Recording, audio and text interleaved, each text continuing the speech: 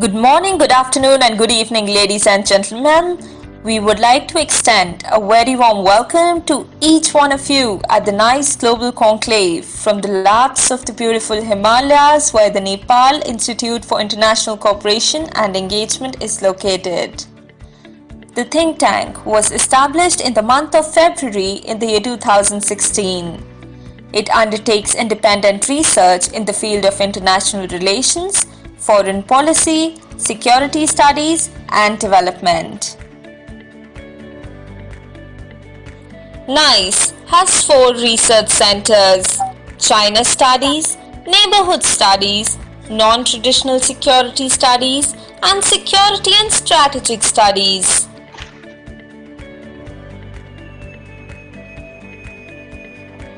The institute focuses on 8 research topics: climate change and energy, global governance, sustainable development and smart cities, refugee and migration, China's Belt and Road Initiative, border and transboundary water politics, Indo-Pacific affairs, disaster management, and international economy and development.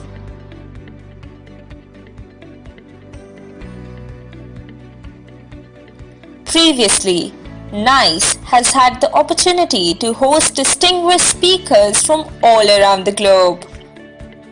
It was a great pleasure inviting me to speak here at NICE. It's a real pleasure to be able to speak with all of you. Well, thank you anyway, and I certainly admire the work that you're doing. I'm very happy to be with you all. NICE Global Conclave is the flagship event of Nepal Institute for International Cooperation and Engagement. The theme of the 3-day conference is connecting Nepal to the world by bringing leaders, diplomats, business leaders, and scholars from all around the globe. The objective of the conclave is to introduce Nepal to the world and at the same time update the Nepalese policymakers and experts about the fast-changing geopolitics, which will help Nepal reshape its foreign policy to achieve its national goal. This is a session R of the conference, and to chair and moderate this session, it's a real pleasure to have with us Lieutenant General Dr. Vijay Kumar Ahluwalia. Lieutenant General Dr.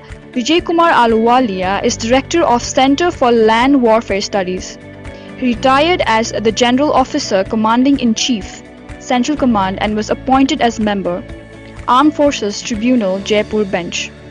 General has been a keen aviator and has flown helicopters in all operational environments in India. As a brigadier, he was responsible for Indian troops, staff, and military observers deployed in various United Nations peacekeeping missions in Africa, Middle East, Central America. Later, he also served as the Director General at Military Training of the Indian Army. Besides a number of articles, General has also authored a book, Red Revolution 2020 and Beyond, Strategic Challenges to Resolve Naxalism. Without any further ado, I request the chair to please take over. Thank you so very much. Let me say at the outset, it's a great honor to chair this session on a very important subject, emerging security challenges in South Asia. I'm also joined by distinguished panelists who are experts in the field. Simultaneously, I would like to compliment and convey my appreciation to Professor Dr. Pramod Jaiswal for organizing this mega event. My compliments to him and the team. Same time, he's given us very strict instructions that we are tight for time. Speaker would get 8 to 9 minutes so that we are able to get adequate number of questions. Subject being what it is likely to evoke larger number of questions. So that is one issue I thought I must clarify, that everyone may kindly stick to 8 to 9 minutes. Now I'll just like to flag some very important issues before we start. The concept of security has undergone a change. Today we are talking about traditional and non-traditional threats and challenges to security. Both traditional and non-traditional challenges today are interdependent and interwoven, so as to say. Therefore, it will be incorrect to say they're exclusive. They are not, because the three issues that I want to highlight, one is about some statistical aspects of South Asia to highlight the magnitude of the problem. South Asia, if you look at the population, is 1.95 billion, which is almost 24.8% of the world's population. But what is the land surface available to us? It is just 3.5% of the world's land surface. That itself is a very, very awkward equation, because land gives us security for food, water, health, job, and everything. Also, you find that the population is on the increase, and due to urbanization and industrialization, land is actually shrinking. Therefore, that ratio is actually becoming far more difficult. This has a large number of connotations. In terms of largest number of poor people in the world, we are highly vulnerable to natural disasters, environmental degradation, impact of climate change, and global warming. As also, South Asian countries are among the lower ranking in Human Development Index. We also find that due to urbanization and industrialization, there is a greater requirement of energy, fossil fuels, due to which energy security would be a greater problem. I'm not going to speak about the traditional and non-traditional threats and challenges which you all are aware of, but I'm sure some of them which are already existing may magnify and become far more intense. Others which are emerging are like these cyber security and threats, as also informational security, as also security due to artificial intelligence. You also find attacks on our economic and financial systems, on the banking system, on the transportation systems, as also power stations, nuclear stations, and so on. I'm not talking about insurgency, terrorism at the moment, you all are aware of. One more issue that I would like to flag is, what is the peacefulness index of our countries in South Asia? According to the Institute for Economics and Peace, Sydney-based organization, they have evaluated 163 countries of the world for their peacefulness. Afghanistan rates 163rd, the least peaceful. Pakistan is 152nd. India is 139th. And similarly, you find Bangladesh is 97, Sri Lanka is 77, Nepal is 73rd. Bhutan is the only country which has peacefulness ranked as 19th. Therefore, this itself speaks. I'm not giving you one more important aspect. What is the economic cost of violence as percentage of GDP? I leave it to the speakers to speak on the subject. As also hyper-urbanization in South Asia. You'll find that there is a great amount of stress on moving on to urban areas. Just to give you an example of India, in 1991, we were just about 270 million in the urban areas. By 2011, we had crossed 380 million. By 2031, we're expected to reach 580 million. So you find that there's a huge amount of movement towards urban areas, which actually, if not controlled, leads to instability and conflicts. I would like our panelists to kindly see where they can like to give us some solutions to one, connectivity, which actually ensures security. Two, regional economic integration and trade balance. Third, how do we balance economic growth and development initiative with environmental issues? Also, what kind of a security architecture you think you would like to recommend, particularly as this region is among the least peaceful regions of the world in terms of terrorism, insurgencies, violent extremism, radicalism, religious, or those areas. Also, I'd like to hear from our panelists about water sharing mechanisms and how can we actually move forward. As also illegal migrations, as also environmental refugees. Some of these are actually areas which require huge attention for us to be more secure. I would like to invite our first speaker. We have Professor Dr. Deepak Prakash Bhatt. He's a member of Parliament of Nepal and security expert. He holds PhD from the School of International Studies, Jawaharlal Nehru University, New Delhi. Over to you, Professor. Uh, thank you, General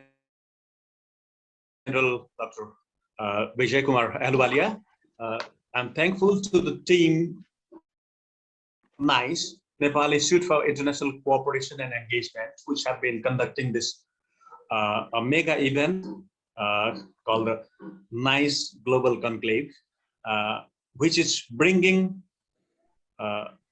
lawmakers, politicians, scholars, researchers, practitioners, all at board, and talking about challenges at the moment in many aspects, and at the same time are looking for some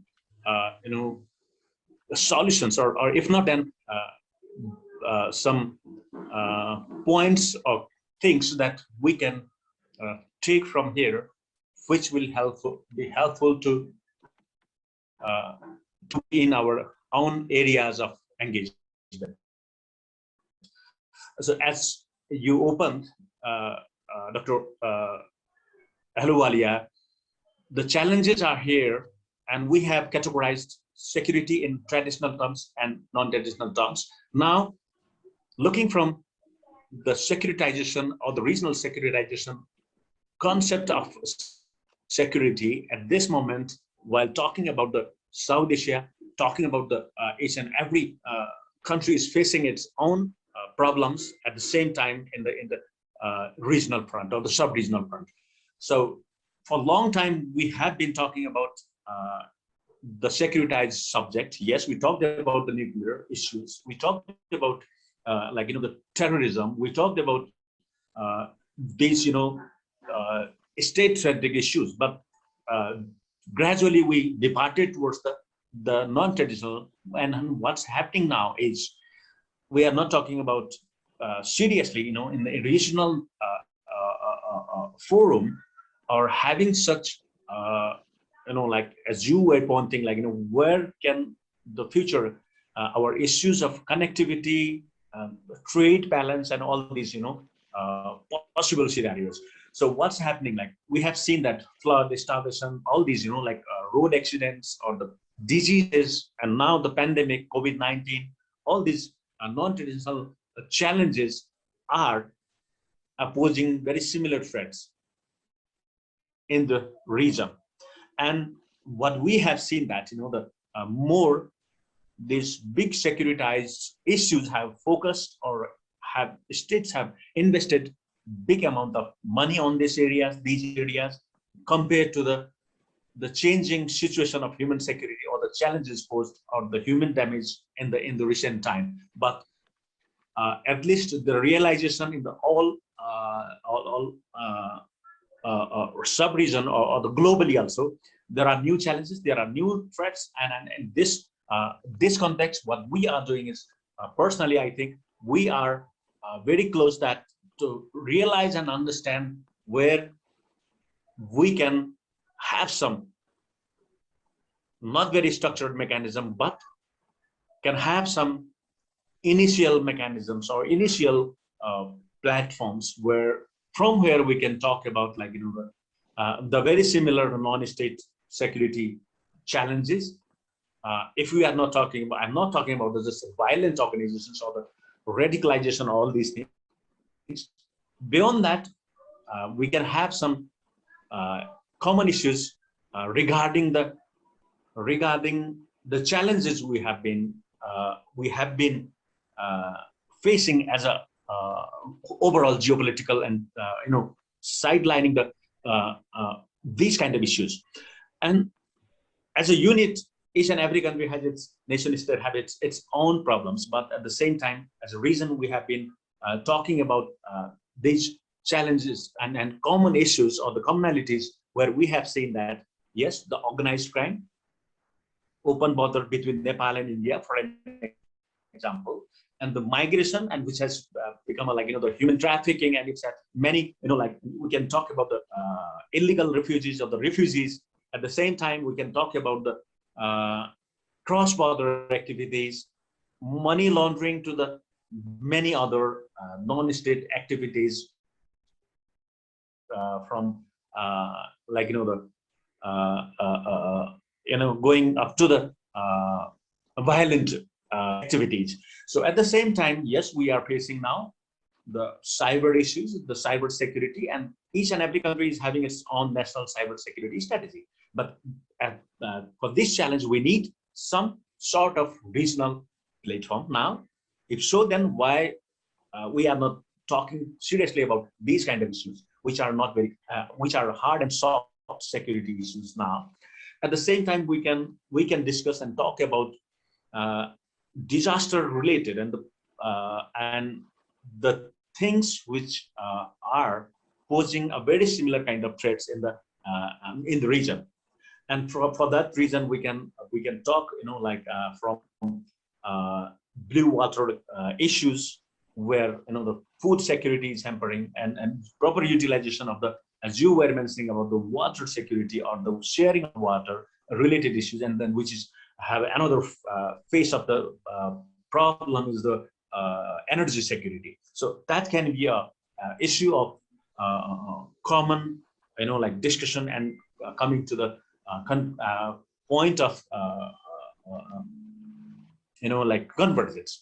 And at the same time, transnational issues like money laundering. I know for countries like Nepal and countries like, I'm not sure about the same thing with Bhutan, but because of the informal economy, we have a big challenge here because of the migrants. And in this juncture, as we have been talking about the new challenges or the newer challenges in the security overall scenario, as I mentioned, Himalaya, we all majority of the South Asian countries have Himalayas. So the common challenges of climate change are putting threat in the Himalaya.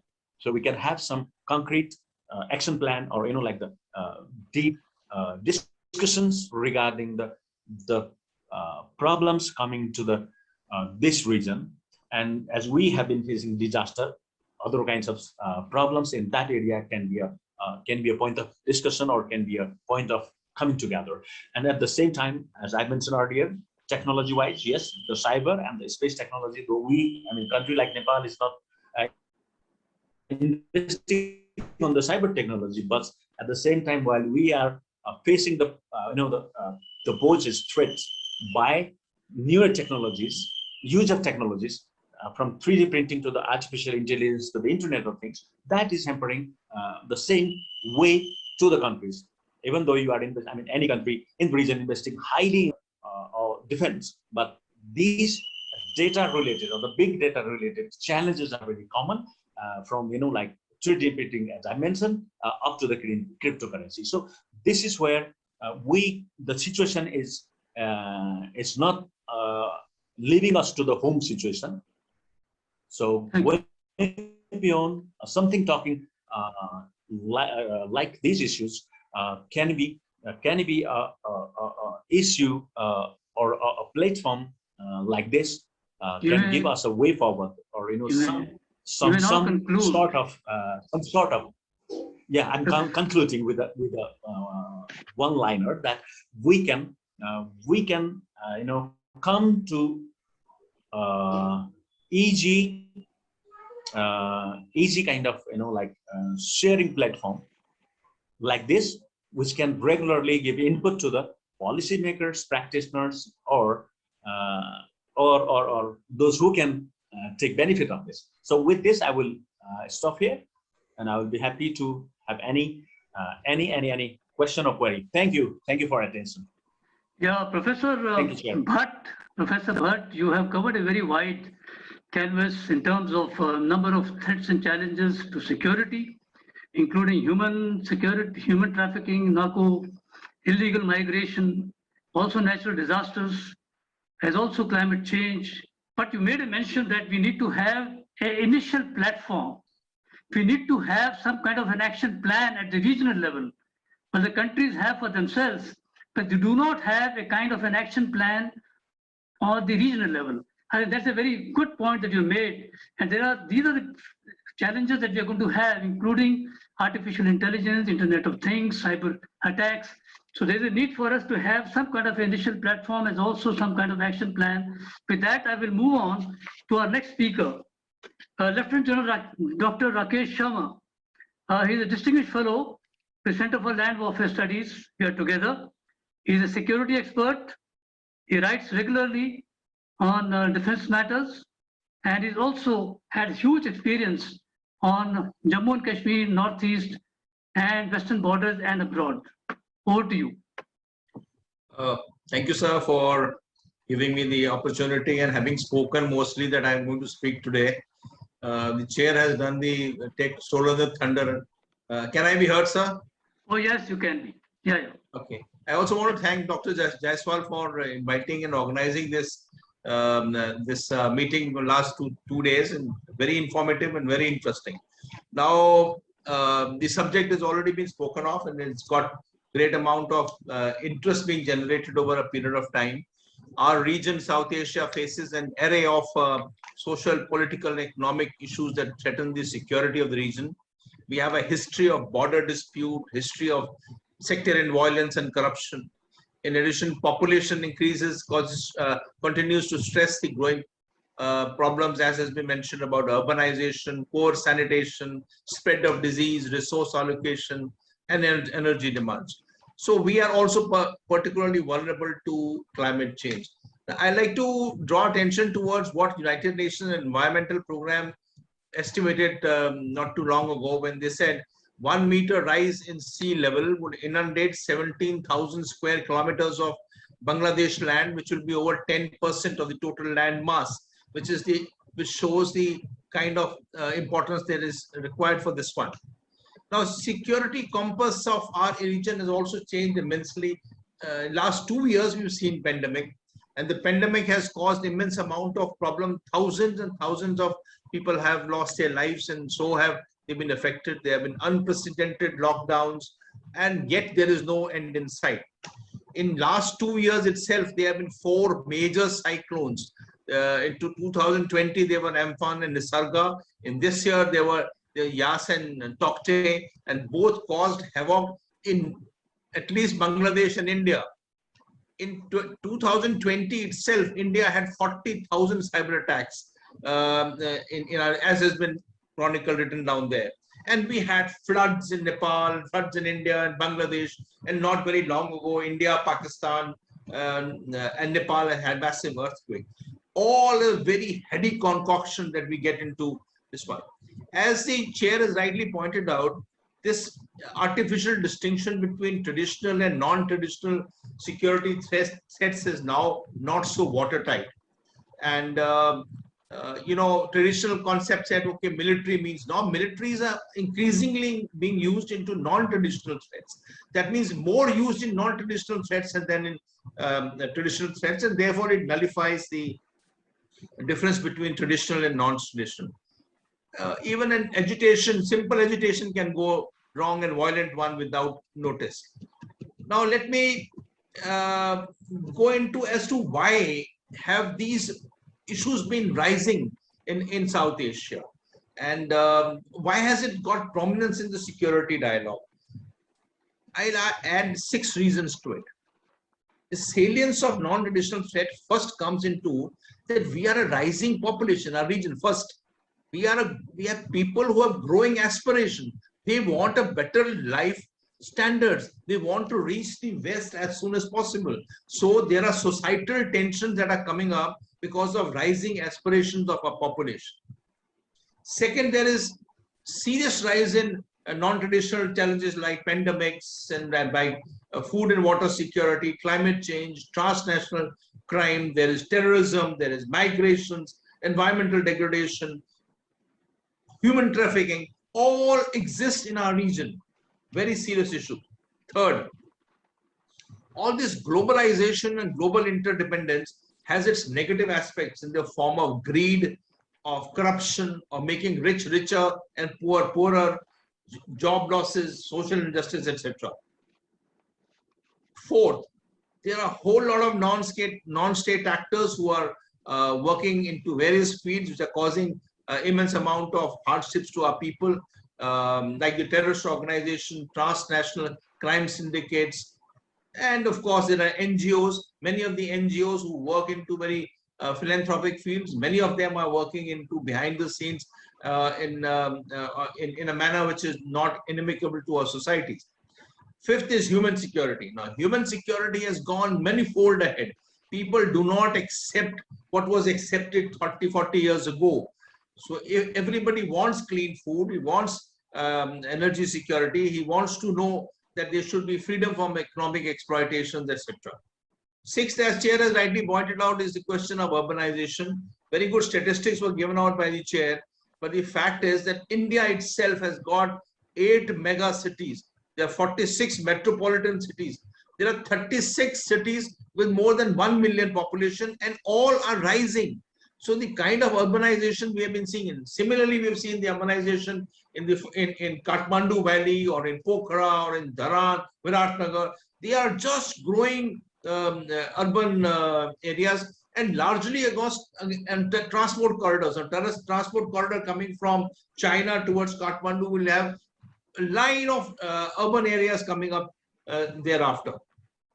So there will be paucity of infrastructural facility, water supply, sewage, all will cause agitational politics. People will demand things from the politicians and the polity. Now I come to, since the time is short, I come to what can be done. Now, it is apparent that the security issues and challenges are to the survival and well-being to the people and the states. These cannot be brushed aside of future generation. We have to start thinking. Ours is the least conjoined region in the world. We see how much of work has ASEAN done only on disaster risk and risk mitigation. We should be learning from ASEAN countries. So we do not have a unified, articulated strategy document in South Asia. We can say SAARC has got a problem and India-Pakistan relations and so many other things.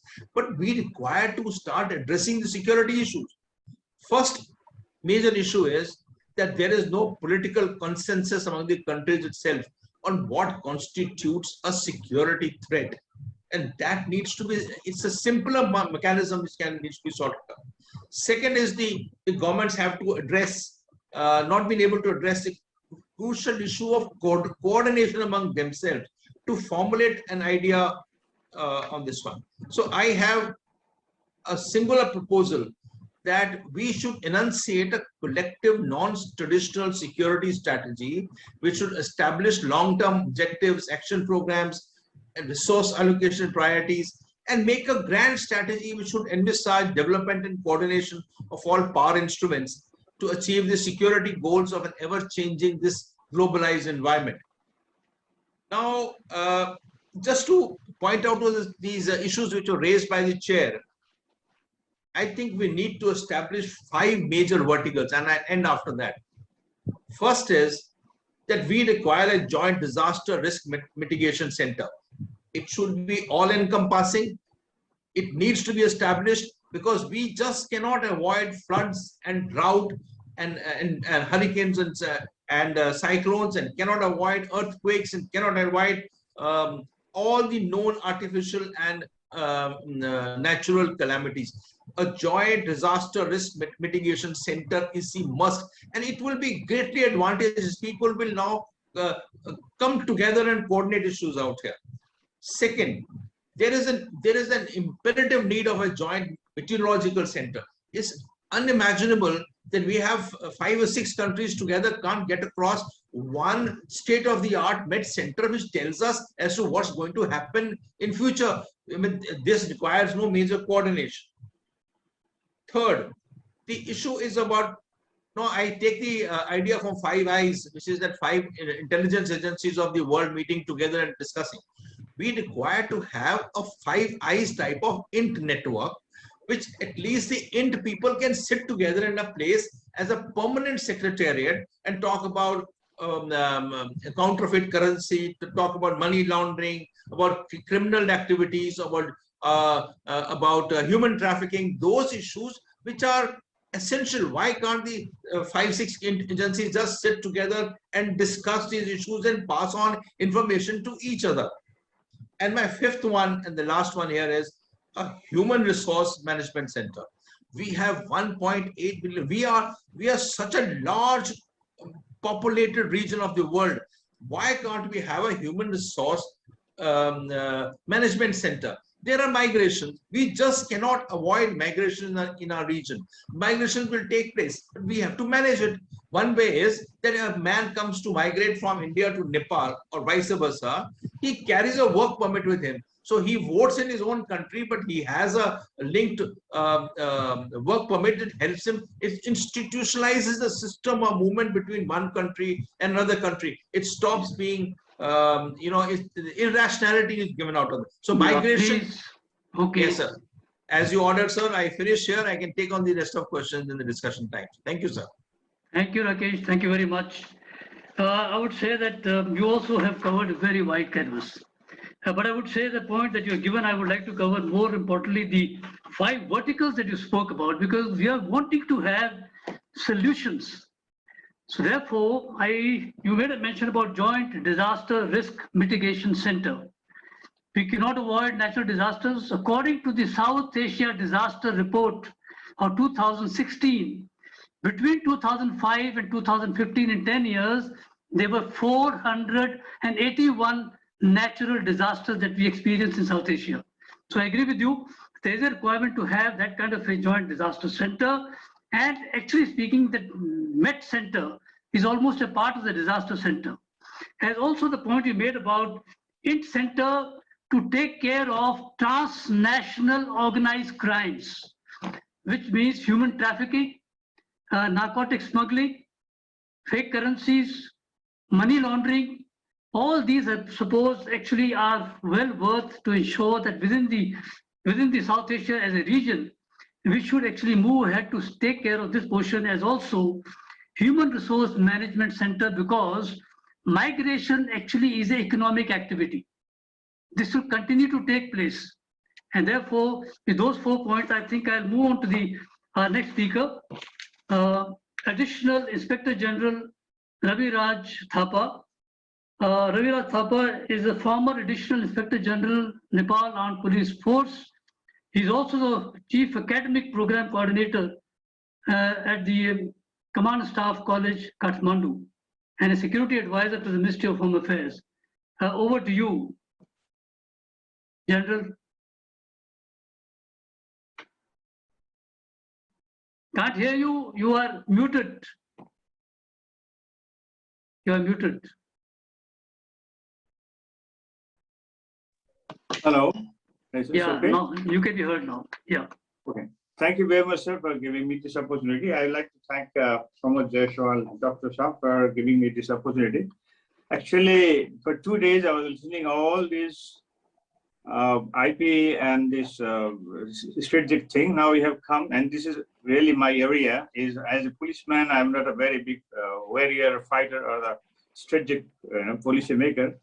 And I used to teach about this organized crime and other things. So I worked for Asia Pacific for 4 years, from 1996 to 2000 in SriLanka, Colombo. I was the Colombo plant director at that time. So I'd like to say that you need something to bring it all together, because as you said, horizontal and vertical. So corruption goes to the local level corruption, industrial level corruption, district level commission. That's how you are going to do in a regional security basis. It has to have some model. That's why United Nations, UNODC, has come up with a really beautiful model laws and mutual legal assistance, how each country can help other. They have got a witness protection, because in our country, we don't have witness protection. If somebody wants to go against the organized criminal, we have got a politicization of crime and criminalization of politics. And we have got many ministers here. They have been indicted. In Nepal, before it was not there. Now we have a 3 times, 4 times imprisoned person become 2 times minister, 3 times minister now. So we didn't have that before. That's why now we can see how to distinguish this. It's only law and law enforcement professionalism can do that. So as a policeman, I used to say, it's like fishing.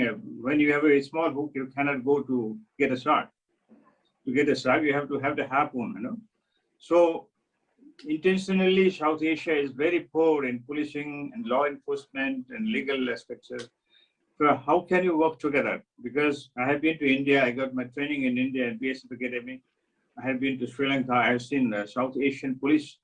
I know their capacity, I know how much they're resourceful, how much they have their freedom, autonomy. So I think there is a lot of things that has to be strengthened. The tools has to be strengthened, I think. But how can that be done? Maybe the first thing you have to go through your learning capacity. First of all, you have the strong knowledge, professional knowledge, professionalization. And then the institution, there should be I cannot expect too much from the government will support a good police officer. I have seen many good officers being shunted out, and all those, the tie up with this connection between the corruption. I used to say organized crime groups, OCD, and the silent partner of the government.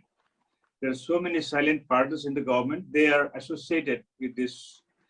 And some person, a criminal gets money from them, give it to a politician protects the criminal. And again, he can exploit other people. So the social dilemma is there. I think it's a very good social deviance, organized crime, money laundering, and white collar crime, and financial crime. Our politicians and the people in the power, they don't want us to go into that. They are very happy that we arrest this and that, the small cases, and run around. Maybe you have come up with a very good agenda, because for 2 days I was listening to all these things. Now, I think non-traditional security is what we need. We don't have to think too much of IP and Quad and all these things. For a country like Nepal, we are in such a big problem with politically, economically, even you cannot provide vaccine for the COVID, all senior citizens are deprived of the second dose and this and that. I think minute way we have to work out, and your initiation in this area and your ideas are wonderful. So many things have been all covered by my predecessors. So I would like to stop here so we can get more time to interact. Thank you very much. Thank you, Mr. Raviraj Thapa. I would say that you really made a point about the organized crime, and also the South Asia continues to remain very poor in policing, as also in the law and order machinery. There is something that we all actually need to work on, so that we are able to bring in law and order machinery to a correct level, as also on the border states with the other countries. So very point made by you, as also that we need to focus on non-traditional security threats and challenges. Thank you very much. With that, I'd like to move on to Mr. Asanga Abeyagoonasekera. He is a security and geopolitics analyst. He is an international security and geopolitics analyst and strategic advisor from Sri Lanka. He has worked on these areas, including he is at the moment with the Institute of International Relations and Strategic Studies. With that, I will request you to take the floor, please. Thank you. Thank you, General. And it's a pleasure to be with such a distinguished panel. I would like to thank Dr. Pramod for the kind invitation. And while I agree with Rakesh Sharma, as well as many others who spoke of the importance of fusion centers on the recent the chemical spill in the Sri Lankan waters, was a clear example of how nations got together, especially India's assistance on basically addressing these issues. So Sri Lanka has faced multiple security threats, extremist terrors, maritime security concerns, drug trafficking, so various issues. Projects I would like to mention at the beginning, Cremario, which is a very important maritime security project by the European Union. These projects are now been accepted by countries like Sri Lanka, can definitely enhance the maritime security cooperation. My paper is going to be quite specific on basically about China, the elephant in the room. So Chinese influence in Sri Lanka and its recent developments impacting Sri Lankan foreign policy. The regional stability is impacted by hyper wolf warrior type behavior of nations such as China in South Asia. Sri Lanka's global profile have severely dented due to its ultra-nationalist, militaristic domestic political posture and China bandwagoning foreign policy. If you looked at the weeks ago, the European Union warned of withdrawing Sri Lanka's GSP Plus, an important scheme for Sri Lankan exports because of the human rights concern in the country. The pandemic environment, if you look at it, it looks as if, I would like to refer to the work of Michel Foucault, who mentioned that it's a perfect time to bring in discipline. The pandemic time is the perfect time to bring in discipline. But has the governments, are they using it for their own use of to suppress democratic values, or are they using to pass bills such as the Port City bill, which was passed, the Port City was given to China within less than 30 days, not even debated, discussed, and this is a serious concern where democratic institutions are not functioning in the country. A few days ago, a convict was released, a murder convict was released, and so they're using the pandemic environment to do many undemocratic practices. So this is a warning which I give to South Asian countries, including Sri Lanka, clearly. The recent Chinese diplomatic style, according to Harsh Pant, I mean, he clearly mentioned the China wolf warrior strategy has meant cultivating a diplomatic style which is inherently undiplomatic, as it seeks to confront, attack, and even abuse other nations when Beijing is challenged. Now, this is clearly visible during the last visit of the defense minister of China to Sri Lanka, where he says that Sri Lankan government is supporting Xinjiang, Hong Kong, Taiwan, and the Chinese would reciprocally would support Sri Lanka at the Human Rights Council in Geneva. Now, the Chinese belligerence is not limited to Sri Lanka, but also nations like Bangladesh. Now, my fellow panelists, I think, would be able to elaborate on this, where Bangladesh, but has clearly pushed the Chinese belligerence to an extent. If you look at the Chinese ambassador's statement, basically saying that the substantial, there would be substantial damage if you join the Quad. And the Bangladeshi foreign minister, A.K. Abdul Memon, he promptly challenged the Chinese envoy, stating that it's very regrettable. We are an independent and sovereign state. We decide our own foreign policy. I quote, saying that, he said, the Chinese can say what they want. We will listen to what they say, but we will decide what is good for us. Now, this sort of voice is not heard by many South Asian countries, including Sri Lanka, where the Sri Lankan Foreign Secretary, Jayanath Colombage, he flatly denied any evidence of genocide or detention camps in Xinjiang. Speaking online in public, defending human rights concerns in Xinjiang by Sri Lankan foreign secretary is a serious concern. And so what we need is actually a sort of Bangladeshi type intervention, because to safeguard our own sovereignty, that's really important. Sri Lankan government clearly lacks the reconciliation path after 10 years of war. You know, the human rights concerns are not being addressed, which was a serious issue, which was addressed in March this year by the Human Rights Council. A concern for India also with the Tamilian community. So what at this moment I will see several inroads by China into the country through its CCP, Chinese Communist Party, basically coming in with joint seminars, as well as to the political, entering into the political sphere. While the government expressed rhetorically a balanced foreign policy, what you, and an unaligned with principles, what you see is a more bandwagoning foreign policy, unfortunately.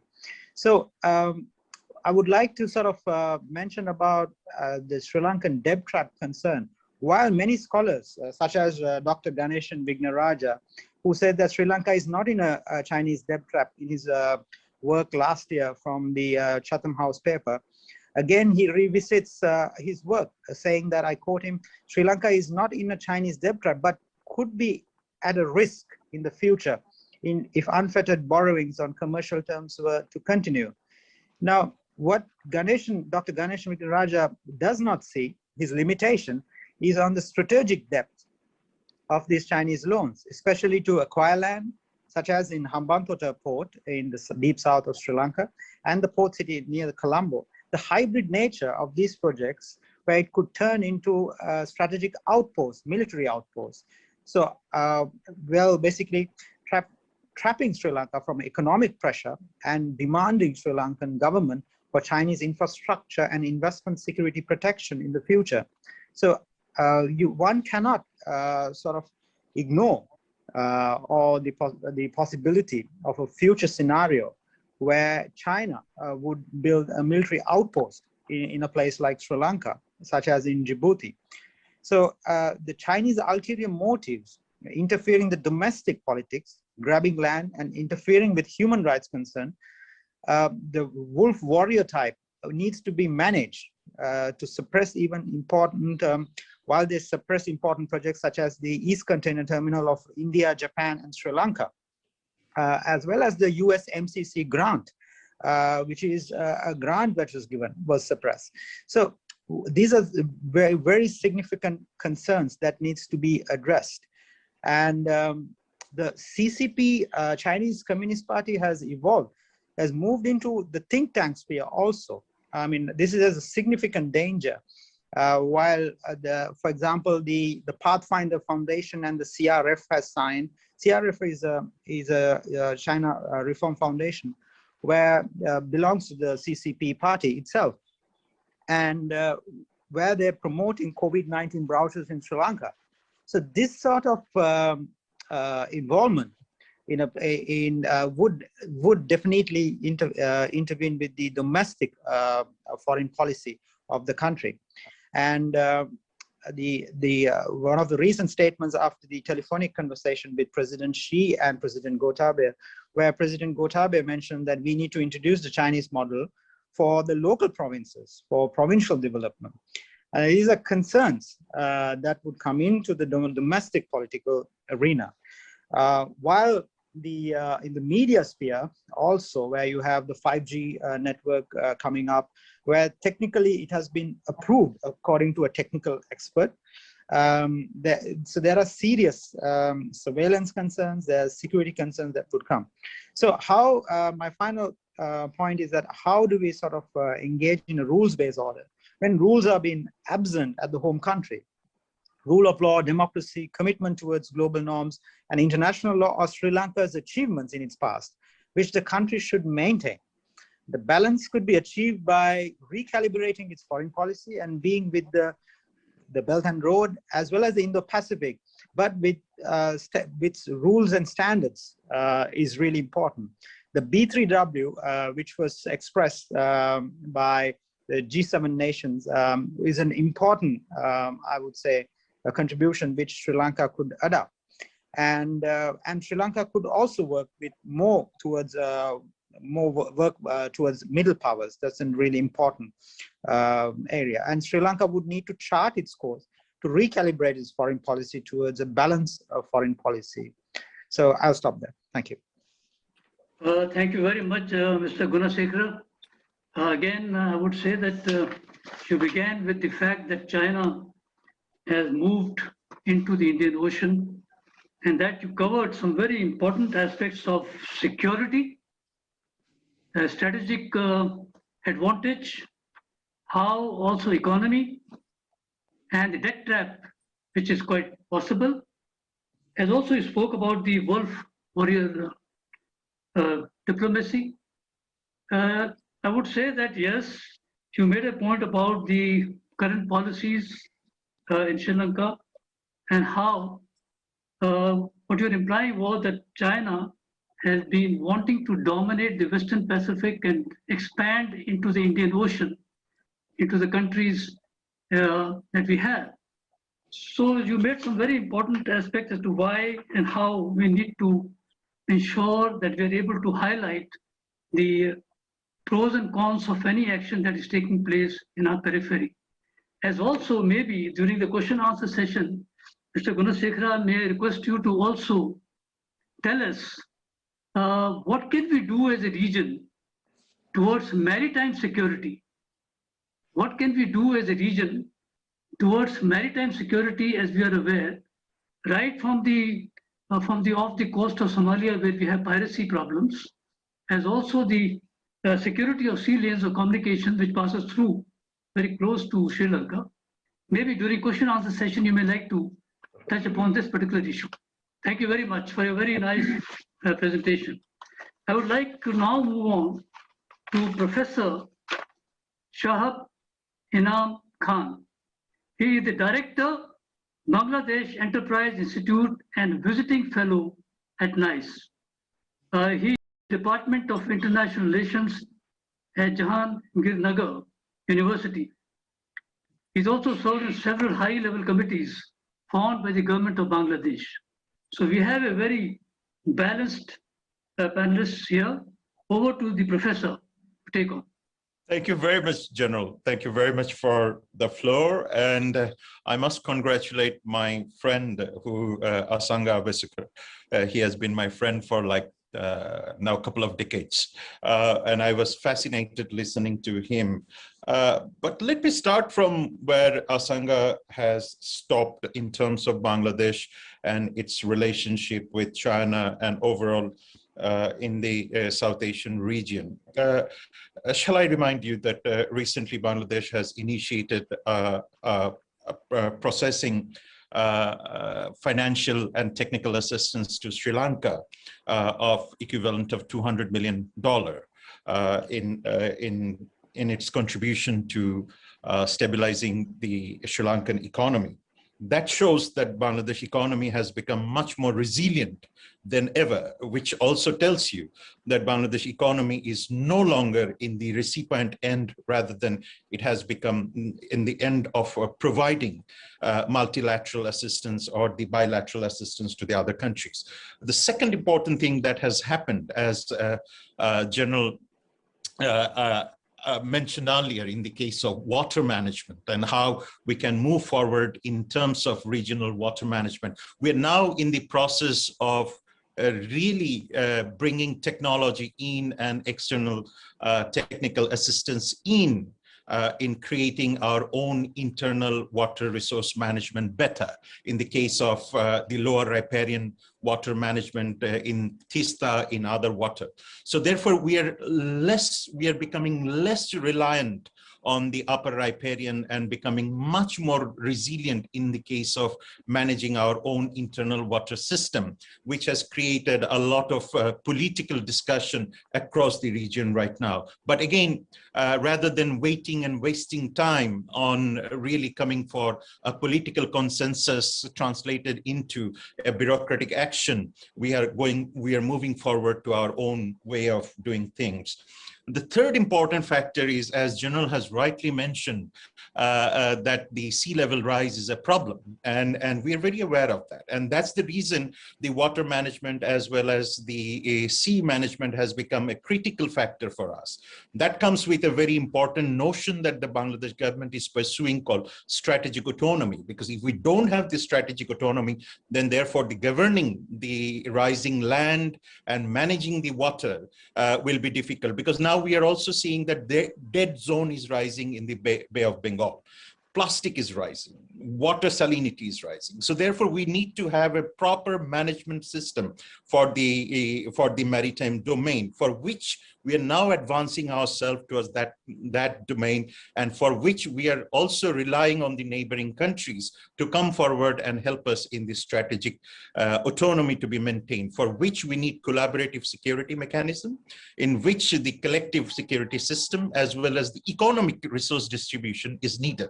So therefore we are now looking into this Bay of Bengal less from a security point of view, more from an economic point of view. So therefore there is a need for understanding the approaches to this particular water body. Fourth important factor that is needed to be understood, that the sea level rise is not a problem for Bangladesh only. Now, even if you look at the latest data published by ISRO and the Central Water Commission of India, India has already lost 250 square kilometers in last 15 years. And if you look at Mumbai, Kochi, Chennai, Visakhapatnam is roughly losing land at 0.78 millimeter to 1.4 millimeter, 1.14 millimeter almost every year. So which means we again have a collective responsibility to really look into this land management and water management together when it comes to the water management of the sea. So therefore, we cannot really discard each other from that. The sixth important point that my friend Asanga brought up is the recent question about Quad. We've never been a part of Quad.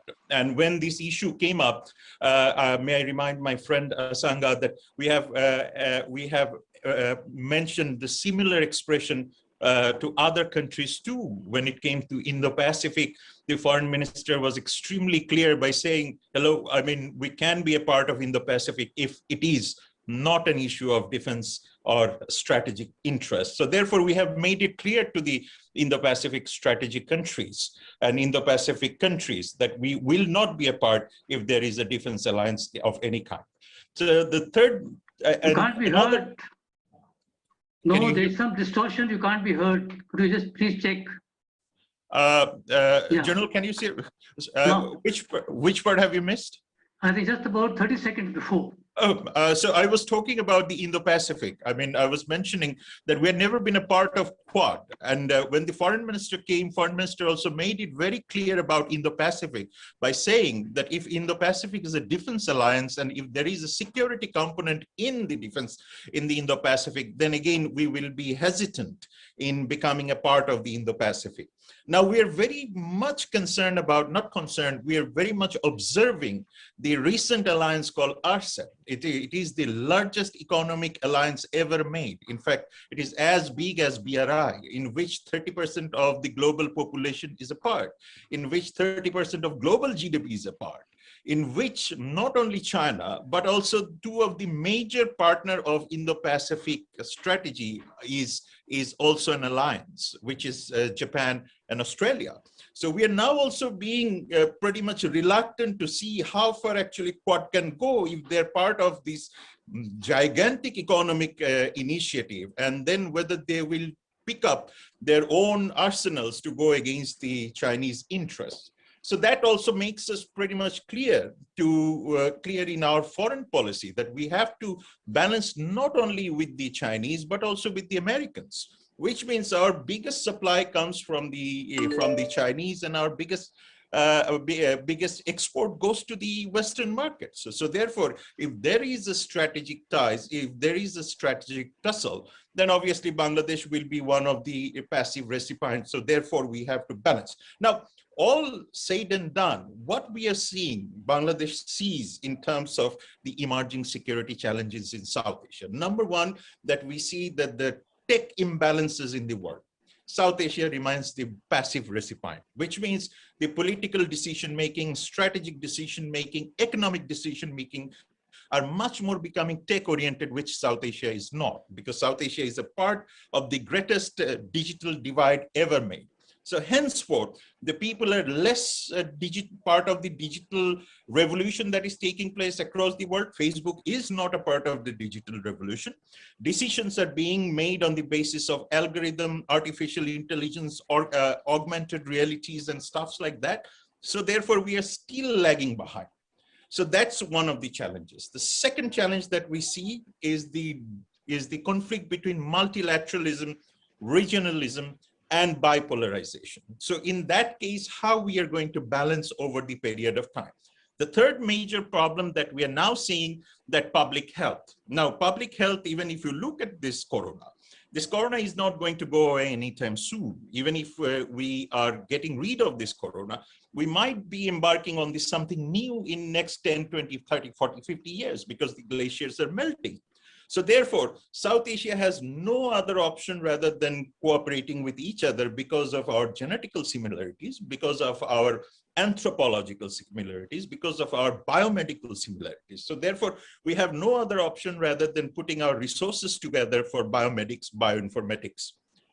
Another problem that we are now seeing that is looming in the horizon is the imbalance between population, food, environment, and land ratio that the generals have highlighted extremely well. And where do we balance this? Are we going to really fight against each other for food, environment, land, or are we going to have a collaborative approach? For that, SAARC has already created a food bank. Shall we abandon SAARC, or do we have any other alternative than SAARC? So therefore, we really have to work on our mutual food bank. We have to work on our mutual agriculture system, seed system. We have to work on our land distribution system once again, and rethink that how we can best manage our land in terms of our production, economy, supply chain. So therefore, we need a rational thinking rather than emotional and political thinking. And the last important factor is the ocean. Now, environment, as generals have mentioned, Asanga has mentioned, Deepak has mentioned, yes, land will be scarce and therefore we'll be moving towards ocean. And you now see that unmanned vehicles and there are new technologies coming on and exploiting the seabed.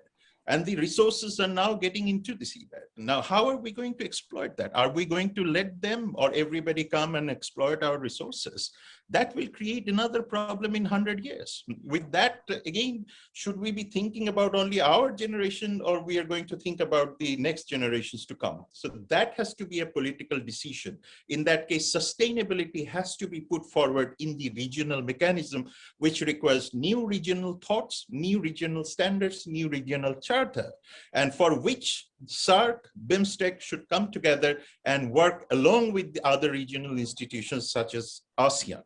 And the last point, sir, I would like to mention that certainly we have this strategic autonomy issue. We have the issues of alarmism, and my loving friend for a long time, and we haven't been catching up for quite some time now, Asanga, and I think it's high time we should catch up on that. So, and all these military alliance will not be functioning. And the whole concept of the security will absolutely becoming obsolete for the next generation. The generation that we are now talking about doesn't really speak the same language that General or myself or Asanga is talking. You may now conclude. Just give me 30 seconds, sir. And in that case, even if you look at the new generation, I was looking into the World Economic Forum data.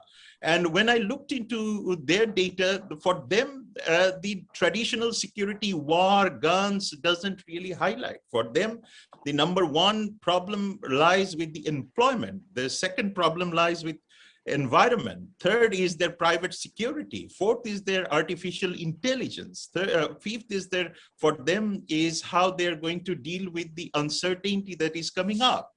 Climate change remains, debt remains, drugs remains, technology addiction remains, social media remains, and of course, wage inequality remains. And that will create a new social fabric that is taking place beyond your and my understanding at the moment. So the sooner the political reality, sooner the strategic leaders understand that, better policies we can put forward to people. Thank you, sir. Thank you, Professor Khan. There is no doubt that Bangladesh is one of the fastest growing economy, and you also made a mention of it, and we agree with that particular portion. Secondly, it's good to know, incidentally, Professor, I did my NDC in Dhaka. Glad to hear that. Yeah. You should come back. When did you do that? In 2003. Oh, fantastic. You should come back. Yeah. So let me say that water management, yes, is a good thing that Bangladesh actually has embarked upon a project, but yet we have a large number of countries where we need to ensure that we bring up water sharing in a more deliberate and more cooperative manner so that the upper and the lower riparian, all of them actually stand to gain. So therefore, that is one aspect. I agree with you that it's good to have more resilience within Bangladesh to optimize the utilization of water is a great thing. Also, the fact that sea rise General Sharma made a mention, but the fact is it is not only going to affect Bangladesh as much, it will be also other parts of India and the other parts of the world as well. So this is one area we actually have to look at climate change, global warming, because they're going to have a huge impact on the glacier melting. Glacier bursts will take place, flooding will take place. So therefore, this is one very important portion. I agree with you, in public health, we have no other option but to cooperate with each other. And it will be correct for all of us to see that SAARC and BIMSTEC should be made operational. If not SAARC, at least the BIMSTEC should start moving ahead and work towards or along with ASEAN. I agree with you that we need to move out to the multilateral organizations which are available to us elsewhere. So that's a wonderful presentation made by you, and you covered a very large portion as I saw. Now there are some questions that we have, but before I talk about the questions, I want to make a mention that South Asia as a region, as I mentioned, all these countries are least peaceful but Bhutan. Also South Asia, according to the Institute for Economics and Peace, is the second least peaceful region of the world, next only to Middle East and North Africa. So there is very serious requirement for us to all work together to ensure that we address some of our very important aspects of human security, food security, water security, health security, joblessness, unemployment, and these kind of areas. And secondly, I'm of the view that there is no traditional or non-traditional threat which does not exist in South Asia. Almost every kind of threat, starting from boundary come territorial dispute, including violation of maritime boundaries. We have all of them will find on the South Asia. Therefore, I now come to the first question, and that's from Jyoti Koirala. To everyone, regional cooperation can be the best solution, but still there are many challenges related to asymmetric power. How should it be addressed? Let me ask General Rakesh Sharma. Rakesh, please come on the screen now. Yes, sir. Thank you. Yeah. So in any region, there will be power asymmetries. You know, even if you say there are regional organizations like you have ASEAN, there are power asymmetries between smaller states and the larger states. If you say Europe, there is power asymmetry between, say, Germany and the East German nations or East European nations. So power asymmetry is part and parcel of the world politics, and it's not now, it's always been there. But to say that there are challenges relating to power asymmetry which lead to lack of coordination between nations, that's not true. You know, we have to find methods within the power asymmetry in whichever form there is. And which is power asymmetry? Like you rightly mentioned, sir, if economics is a major component of national power, then Bangladesh is doing so well. So, you know, in a value of power, Bangladesh would be far ahead the way it is going ahead. So, you know, I mean, to say power asymmetry itself as a total one idea is not correct. So I think what Ms. Jyoti Koirala says, that there is power asymmetry, and of course it would refer to India being so-called big brother, elder brother, all these funny names that have been associated with India. Let's jettison all these ideas. We have to get to settle our people. Our people are suffering in so many ways. The people are suffering. You know, to say SAARC is not functioning. Okay, SAARC is not functioning. Let's have 2 nations, 3 nations get together and establish and make a beginning. And I agree, sir. I'll take a step here. I'll just the presentations of Dr. Asanga, Dr. Khan, so interesting.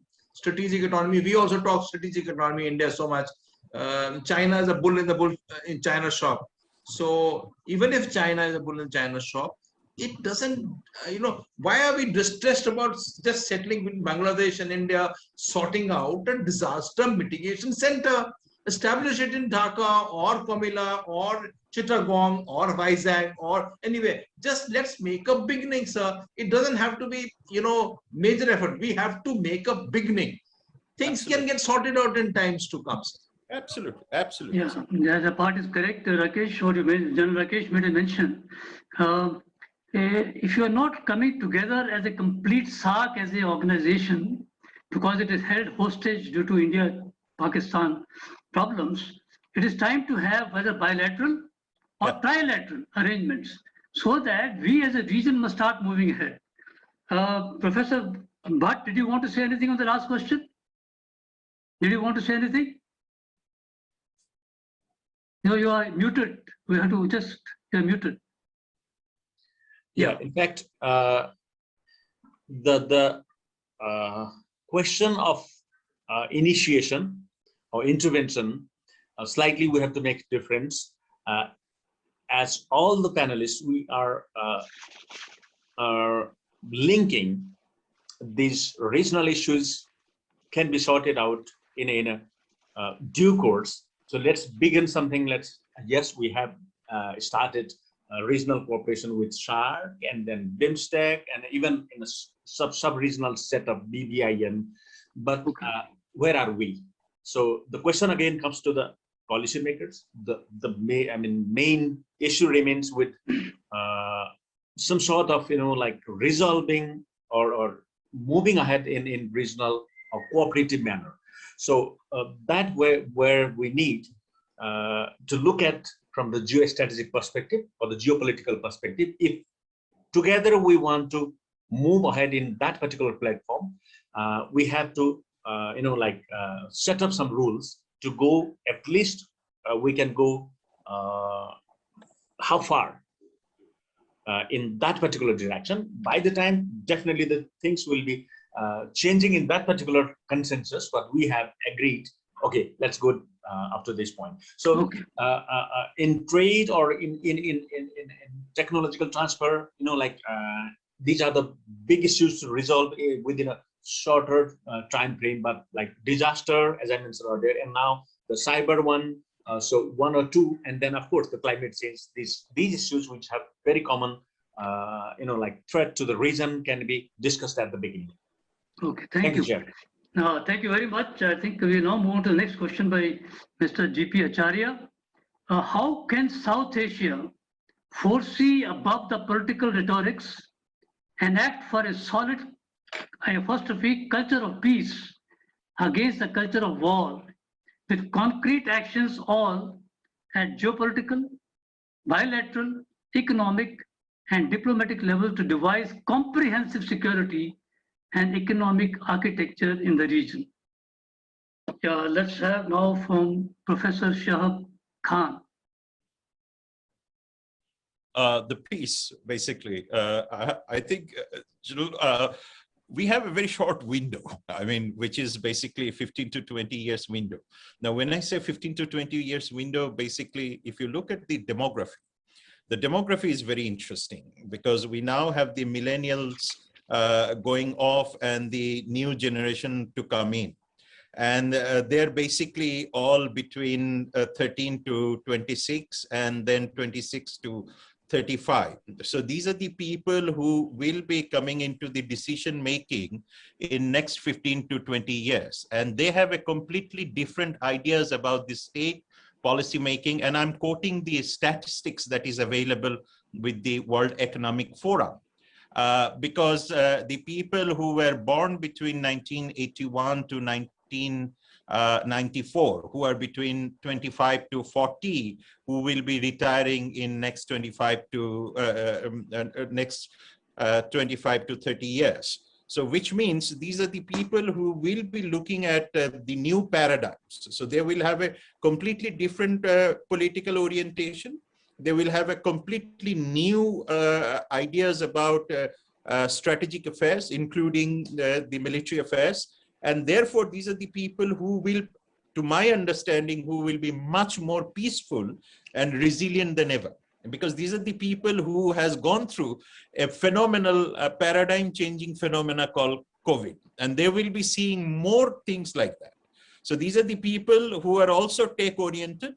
So the data also shows that almost like 68% of the youth, they're much more interested in having a better relationship with somebody who is sitting somewhere like 10,000 kilometers away from them.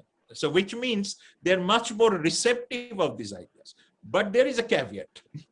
The caveat is that protectionism is also rising. So if you look at the Western countries, which has been the abode of democracy and whatnot, where you are now seeing the ultra-rights are rising. So ultra-nationalism is rising.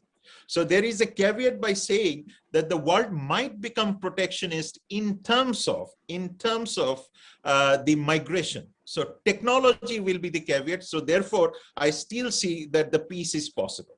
But I have a question for the generals over here. So the generals, this is a question to both of you, and you have been serving in the one of the largest military in the whole world.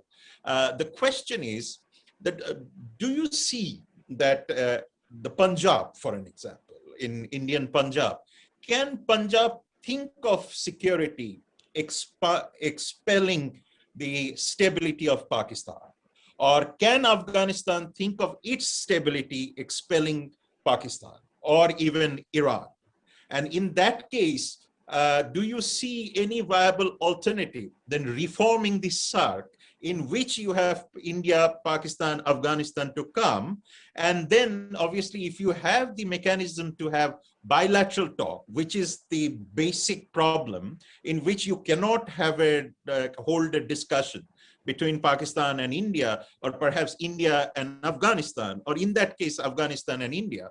So do you think that sort of reform can really make SAARC much more viable given that geographical compulsion? This is a question to both of you. Yeah, I mean, Professor Khan. You know better than me, of course. Professor Khan, I thought you were going to tell us whatever is happening in Jammu and Kashmir, would India and Pakistan be absolutely, absolutely. That's what I wanted to know. Because you spoke about Punjab, what we'll do, we'll come back to this question once we'll answer the ones which are from the participants. We'll come back to this. That'll be fair, I think, because there are some people. I will come back to this question, certainly. It's a very important question and we must answer this. It's from Anant Mishra. Please elucidate on the future of joint training capability of HADR for SAARC. Is there an established mandate / doctrine established with the SAARC Secretariat? If not, please elucidate on policy concept you think policymakers should focus. The question is for General Rakesh Sharma. But anyone else can also answer. Asanga, would you like to answer this first?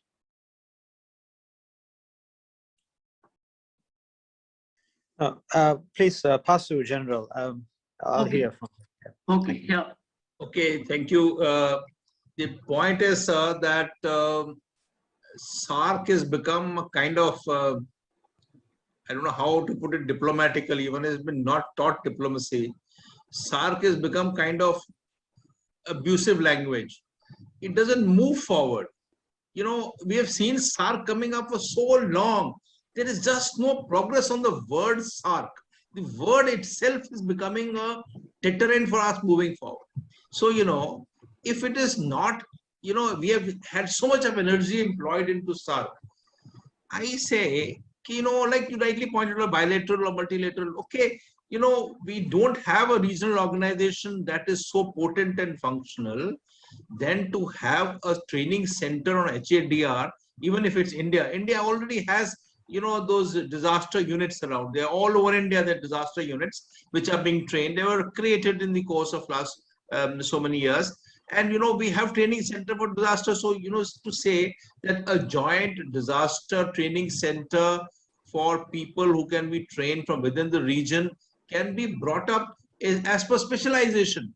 If it is, you know, specialization of kind of oil spills, and you know, Dr. Asanga rightly pointed out that they have the expertise. So the oil spill sub-center can come up in Sri Lanka.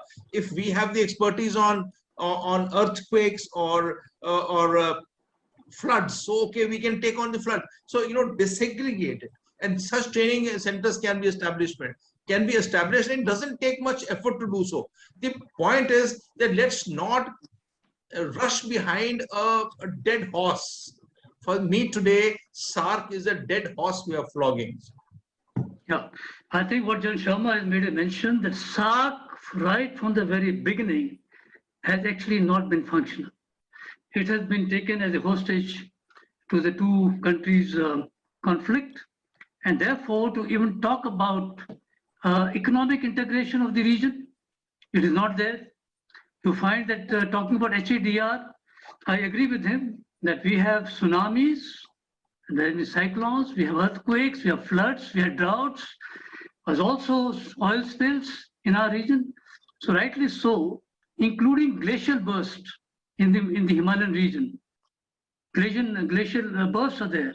So therefore, it will be correct that if it is feasible, that the country which is affected the most by a particular kind of a disaster should actually be the center of excellence to take on this kind. But at the moment, I don't see that there is anything of that existing. But certainly, as it was brought out in one of the presentation, that there is a requirement to have a joint center for disaster risk mitigation, as also a joint MET department to take care of some of these problems, to get a forewarning of what is likely to happen. So with that, we move on to the next. Again, there's a question. It's for Professor Abeyagoonasekera. There has been a tendency for regional. I think Dr. Asanga wanted to say something. Asanga, you would like to say now? I'll answer from this question. Okay. The question is for Professor Abeyagoonasekera. There has been a tendency for regional nations to deploy joint maritime patrol training missions in the Indian Ocean region with US and British navies, but regional nations do not have permanent joint presence to counter piracy and secure sea lanes. Please comment. I think it's really important questions. Let me go back to this is something what I spoke to you about, the maritime security. So yes, I think you're also at the moment. Yeah. Before I come to that, I think the most important ingredient, what's missing for setting up fusion centers or working together in a multilateral platform, is the trust. There's a significant trust deficit in the region, and which nations need to work at track 2 level. I mean, I would promote much more, because the track 1 level, like Sahab mentioned, they're more pushing towards a more nationalistic, inward policies. So it's important that you invest in trust. It's really, really important. One of the best examples I can give is the Easter Sunday bombing, which happened in Sri Lanka, on intelligence sharing. I was the former Director General of the Institute of National Security Studies in Sri Lanka. What really, one of the reports which came out recently, the Presidential Commission report, highlight the former Director of Intelligence in Sri Lanka highlighted, saying that the Indian intelligence information was just information. They are not intelligence. So there you go. So this shows a significant trust deficit between nations, when nations are helping each other to avoid such circumstances, catastrophes, disasters, many other issues. So we need to build trust.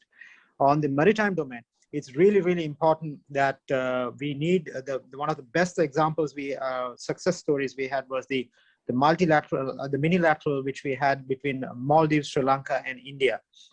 Now that's a huge successful minilateral we had after many years. We need to work on minilaterals, since we can't look at the entire region to work on various issues. So let's look at some few minilaterals, work towards it, and get country-specific commitments for a rules-based order. That's really important. What you hear is like all rhetoric, saying that, okay, we do have balanced policies, we are with the rules-based order, but they're doing something else. I mean, many South Asian nations, if you look at it, they're not with the rules-based order, unfortunately. They moved away, working with other extra-regional countries due to their economic condition or various other aspects, but then you are inviting regional instability to the country. This is what I've highlighted in my new book, Conundrum of an Island.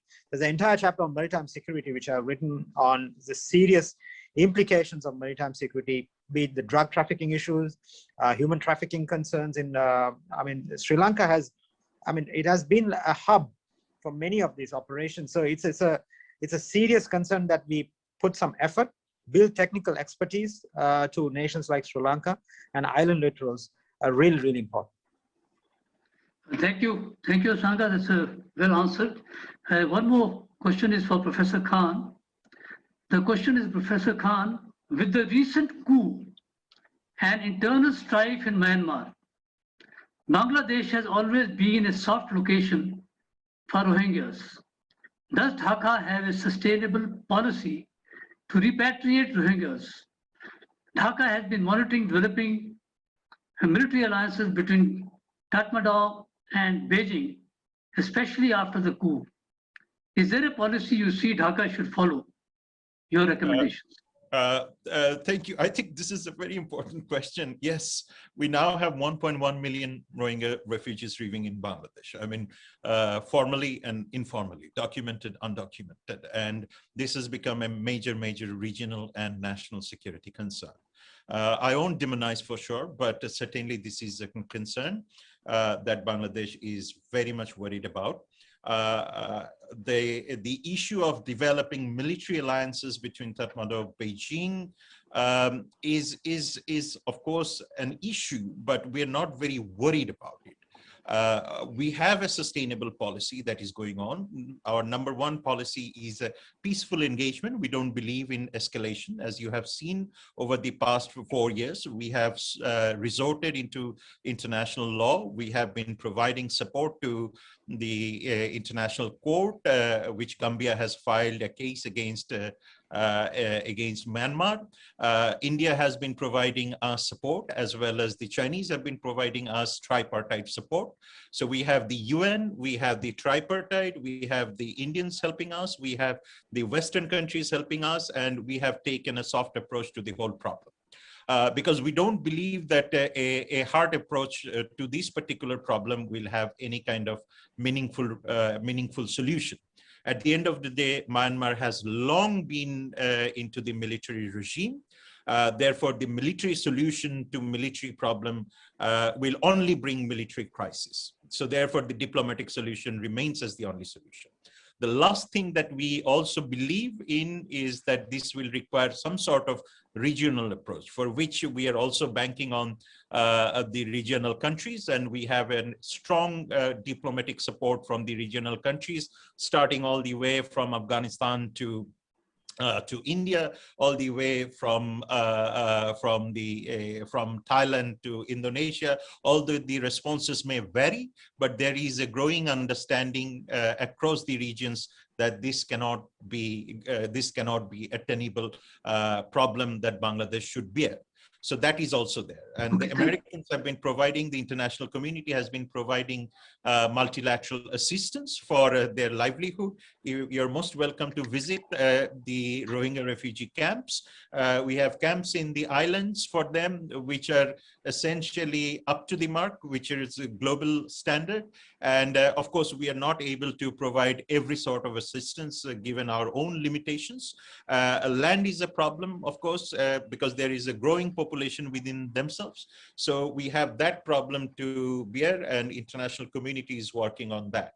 So certainly, yes, the problem in the long term will become a massive problem.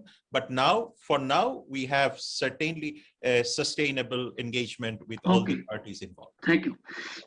Thank you very much, Professor Khan. Thank you very much. That's very comprehensively answered. We have a question. Does Sri Lanka want to deal with China and port issues? How will this affect relations with India? I suppose, Asanga, that's for you. Yeah. It's a very important question, because the sensitivity of security sensitivity need to be addressed while giving these projects. I mean, the previous government gave it on a Sunday, the Hambantota port, for 99 years. This government gave it on a 99-year, an extra jurisdictional land, the port city, during the pandemic without much discussion. So there are sensitive issues which we need to look at the long-term strategic imprint of these projects. So that's what's missing when we are giving these projects. There are no strategic in-depth analysis. The returns from these projects are really important. There's been a serious question where the returns from the Chinese airport in the south, there's not much return from these projects.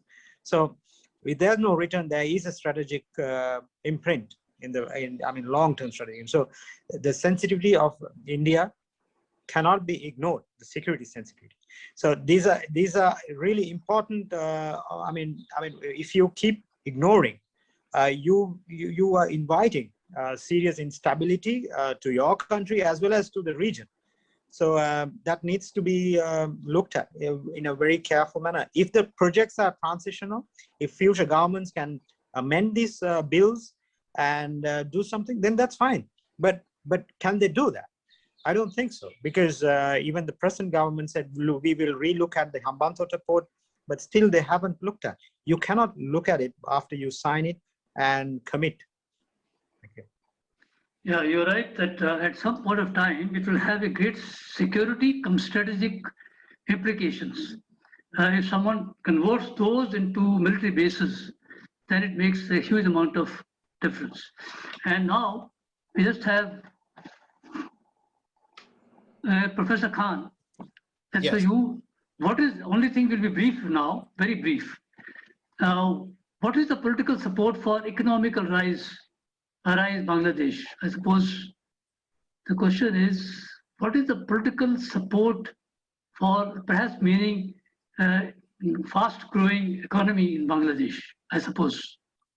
I think we have a liberal political system Brief, in which we are allowing liberal economy to grow, in which we less prioritize security, more prioritize development and economy. And if you look at Bangladesh's foreign policy and political agenda, really prioritize the economic growth and human development as the first agenda. So therefore, other things will come. I mean, if I understand the question correctly, the short answer would be that. Yeah. One more question before we go on to Rakesh Sharma to answer, and I also answer that, is this with the democratization of technology, liberalization of economy, globalization of markets, universalization of education systems, advancement of ICT, information communication technology, and progression of multicultural society, the threat perception have also been changed. Terrorist organizations equipped with advanced technology and are recruiting highly skilled people, scientists and engineers. ICT technocrats, GPS experts, planners to executives, and even 3 years infants to 70 years retired veterans. What if they could acquire chemical, biological weapons of mass destruction or nuclear weapons? How can South Asia address these issues? Yeah, Rakesh.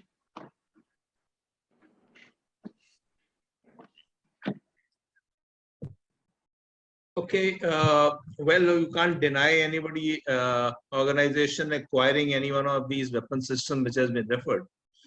But that suitcase bomb and all these things have been spoken about for a very long time. For decades, people have been talking that there will be a suitcase bomb. There are movies made of this kind where there is a suitcase dirty device. But actually, it has not happened. Why it has not happened over a period of time? Because all nations across the world are very sensitive to weapons of mass destruction falling into the hands of the terrorists. So there may be a lack of coordination among many issues, but on this issue, which reflects on terrorist acquisition of weapons of mass destruction and nuclear weapons, there is general consensus, and there is always a desire to control this. So, you know, I think, well, the imagination can run riot and saying this can happen. I think the global community is wise to make sure that this challenge does not take place as such. Right, actually what General Rakesh Sharma said is absolutely correct, but please understand that a huge amount of focus remains on nuclear weapons. But please understand, in 2015, chemical weapons have been used in Syria, as I read in the reports. So there is a requirement of ensuring that we have equal amount of importance to lay that much embargo on all of them, nuclear, chemical, and biological. Otherwise, a huge amount of importance continues to remain on the nuclear weapon systems. So now I would, from Mr. Ravi Thapa, would you like to say anything on this particular subject? Very briefly. You are muted. Would you kindly unmute yourself? Yes, thank you very much. I'm learning a lot, and it's very enlightening for me. So in this area, it's a new area for me. I'm really wonderful, enlightened. Thank you very much. Thank you. Okay, thank you very much. Thank you. Now, Rakesh, would you please take on our point about our conflict with Pakistan? We'll not talk about Afghanistan now, but be brief, please. Just to enlighten myself how to really make the SARC move. Yeah, absolutely. Yeah, so if we want to read into it, then I read a little change happening. I may be optimistic by nature, but a change is happening. When India did remove 370, as you're aware, and now, of course, there's movement across on statehood. Absolutely. Pakistan also did parallel work. Yeah. The parallel work in POK and Gilgit-Baltistan. They finally, after 20 years of deterring, decided to make Gilgit-Baltistan a province, the fifth province. So actually, it is being solidified into some form. While India will say Gilgit-Baltistan belongs to it, now Pakistan has changed the culture, and the Chinese have come in such big way into Gilgit-Baltistan and POK in exploiting that region, that there are more Chinese than they say the people of the local origin there, because there is manganese, there is uranium, there is every known metal has been found into Gilgit-Baltistan. So there is a change happening here. So that is why there is less and less of noise which is happening on Kashmir, which you hear from Pakistanis.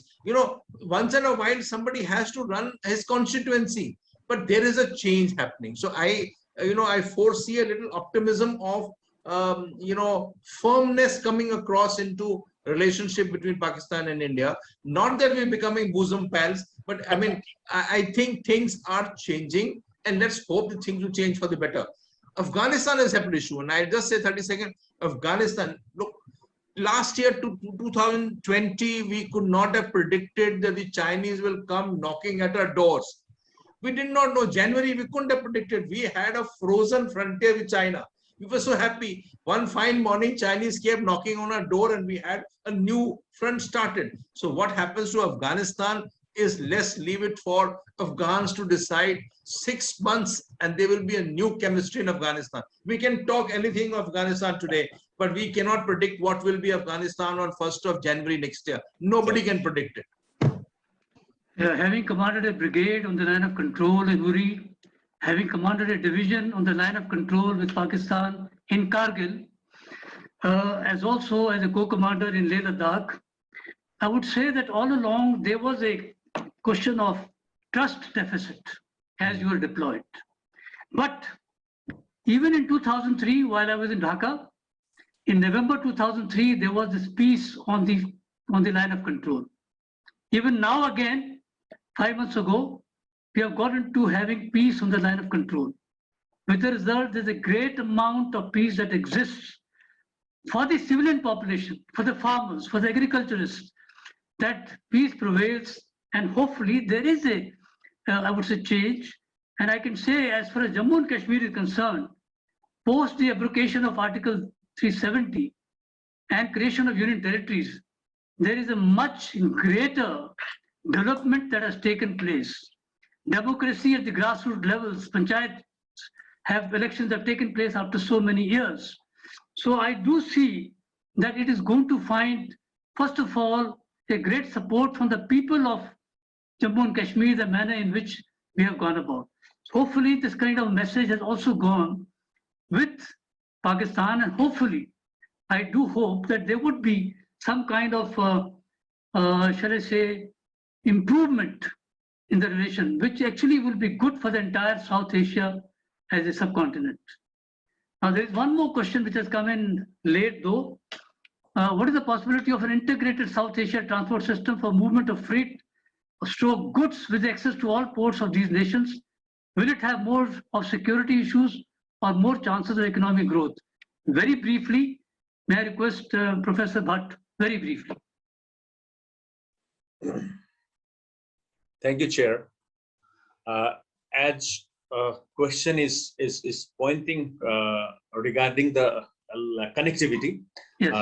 Connectivity is taking a new shape also. At the same time, we are talking about like the vehicle movement or the connecting or these all the countries in the region by train or like the air connectivity. If these are the things, definitely we must move forward. Like already BBIN have tried for that, and if you look at in the recent decade, India-Nepal border, cross-border movement is changing slightly with the integrated checkposts in the dry ports and something like that. So this is unique in Nepal-India relations, which will accelerate its economic and activities and the activity or the movement of the migrants or the normal people or those who are crossing the border for the daily use. So this is one example. And if you look at the India-Bangladesh relation in terms of border management, it has gone moved ahead. Have moved ahead. Have settled many things. Similar thing. Sahab was talking about like the center of gravity of the South Asia or the Asia, and then the emergence of Bangladesh as an economic powerhouse. So link it and then leave where you cannot resolve, but engage where there are possibilities. That's my point. Yeah, I would like to thank you very much, Professor Bhatt. Thank you very much. I would like to engage all our panelists on the subject of connectivity, because connectivity, regional connectivity, energy connectivity, information, communication and technology connectivity, and people-to-people connectivity. Connectivity, I would say, is the most vital to ensure economic integration.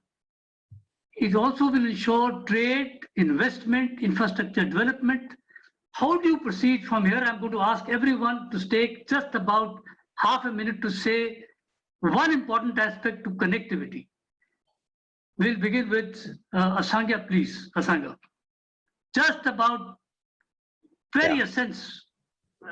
I think what I said before, the trust deficit, work on trust, as well as move away from malign mercantilist practices, inward policies.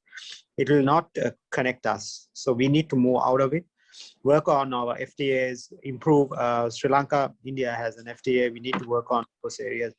We haven't done. We have been very inward.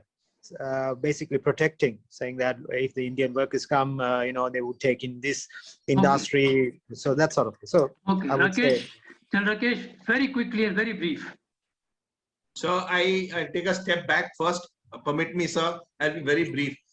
We have to adjust to each other's sensitivities first. Each nation has got certain sensitivities. We get sensitive toward China, and similarly every nation. So, we have to understand that, we can't impose ourselves to each other. Each one is a sovereign nation. The understanding of sensitivity of Sri Lanka or Bangladesh is as important as Bangladesh. Okay. Yes. And second point is connectivity, sir. I think the people-to-people contact. I know why should I have to take a visa to go to Colombo and visit the city so beautiful? Why should I have to go to take a visa to go to Dhaka, where my Sultan fought long ago? I should say, and why should people from Bangladesh and they require a visa to come to Chennai or go to Kochi or go to Vizag? I mean, you come, have a ticket, show and visit each other. We don't want to meet each other. Professor Khan. Sir, Very brief. I'm a hardcore capitalist. I believe in market. So it the finance will determine whether we have the money to construct the road. That determines, that's number one problem between Bangladesh and India's connectivity. We have hundreds of projects where the money never came. So therefore we couldn't really materialize in both cases. But the requirement is there and we need to move. Am I right? Exactly. And the last point is, sir, the supply priorities, what kind of market we have, the private sector will only invest if there is a profit. Professor Bhatt. Chair. You already said it. You already said yes, I have point. Now, Mr. Raviraj Thapa. Connectivity, definitely connectivity. It remains in the sub-region, and now we can move step ahead for the road link, rail link, and the air link. At the same time, we have to dismantle our mental barriers. That's my point. Okay, Mr. Ravina Thapa, because I have one more question to ask the panelists before I'm sorry, I'm retired, so I think I see the country is retired now because the COVID is everything froze. You know, we had a very good connectivity before. Because when I was in my service, I had a very good contact with Indian and other counterparts in the law enforcement. But now I think because of COVID and political paralysis, because there's a very hard, there's a lockdown and all economic problems are there. So maybe in future it will come. I hope, very hopeful. Thank you very much. Thank you. I think so. Therefore, there's a requirement of having a mindset change. The psychological and emotional aspect has to be considered. Sensitivity of each country has to be considered. Aspiration of each country has to be considered. You will find that will be a much better region. Last one before, because I have very little time. I want to ask, population is growing and the equation is very, very stark. 24.5% is to 3.5% of land. And the population is growing, land is shrinking. How do we balance economic growth and development initiatives with environmental issues? Because environment is so very important to us. Climate change, global warming, as also carbon emissions, greenhouse emissions. How do we balance this? Let me begin with Professor Khan, very brief. It's a $1 million question, sir. I mean, I think we will need to spend multiple $1 billion to find this answer. But definitely, I mean, the first thing is we have to create, number one is environmental resilience crop, which you can look into Bangladesh, and the Bangladesh Rice Research Institute has created some sort of crop which we can cultivate in the saline water. So that is the reason Bangladesh is now self-sufficient in terms of fishing, despite its booming population and rice. So that's one. The second thing is the seed cultivation. Now, that's the reason I have mentioned the SARC seed bank, and we have to have a collaborative seed bank. And the last point is, sir, that we have to really invest in technology. Technology in a sense to make sure that we can create a technology in which we can create use maximum resources in terms of water, least possible water, highest possible fertilizer, and the best possible land, and then create the crop. So that's the only solution we have right now. Okay. Last, only one point by you, Mr. Asanga. Only one point on this issue. Well, you're talking about sustainability, but you're doing the reverse. I don't see any positive. For example, you are importing more cars every year. We are talking about, electric vehicle. You're talking about it. Every government has spoken, but I don't see anything positive towards it. So you need action. Okay, General Rakesh. Only one point. Only one. Sir, I want to add $1 more million to the question that Mr. Professor Khan had raised. So $2 million, and I have nothing else to add. Thank you, sir. Okay. Want to say something, Professor Bhatt? No, mine was the same point. What I have been talking about, infrastructural development is the need of the hour, and for that, let's engage each other. Okay. Last one, I am going to request all our panelists to give one sentence as the essence that you would like all our participants to carry, so that South Asia as a region must start becoming more secure. Just one statement, time is very short, I have to hand over on right time. Just one statement from each of our panelists that you would like to make for all our participants, so that we as a region can move ahead. And I will begin with General Rakesh Sharma. Just one statement. Thank you, sir. Be more sensitive to each other, but don't be oversensitive. Okay. Mr. Asanga. Your commitment for a rules-based order. Commitment and rules-based order is what you would like to pursue. Okay. Professor Bhatt. For me, I think yes, commitment and issue based, and that can be like climate change or disaster related issues. Okay. At the top. Professor Khan. Human development and barter of technological advantages that we have. Great. I think all of you have given a wonderful point, but I would like to just reiterate that, in my view, we have to be sensitive to each other countries' aspirations, sensitive to their requirements, and view to move forward. Connectivity is one of the major issues, whether it is rail, road, air, or the mind, that we need to be connected as educationists, as research organizations, as think tanks, as scientists. We need to connect ourselves people to people. We need to have information communication technology being put together, and number of issues will get resolved the moment we start connecting and having full and free movement across the borders. There are a number of questions still pertaining, but I would like to now say that we have reached our time limit. We have to hand over to the next session.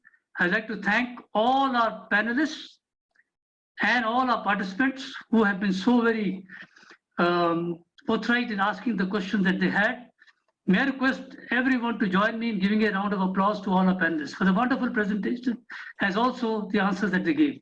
Thank you very much. Thank you, General Ahluwalia. Thank you. Thank you very much. Thank you. Thank you very much, Thank you sir. very much. Thank you, General. Thank you very much. Bye, sir. Bye-bye. Thank you very much. Yeah, so and I now hand over the session to Nimesh I'm for the hoping formal vote of thanks. to share some takeaway from the session, which is talking about the connectivity. Thank you. Okay, thank you. Thank you. Thank you very much, everyone. Nimesh, please take over.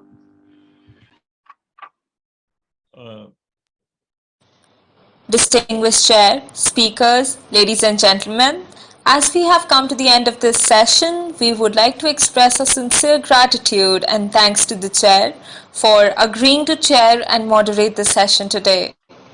Our sincere thanks also goes to all the speakers for being a part of the event and delivering such comprehensive and convincing presentations.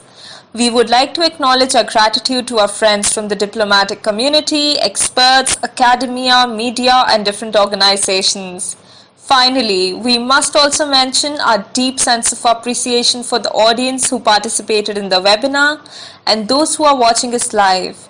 Thank you for your valuable time and attention and for making this session productive with your questions.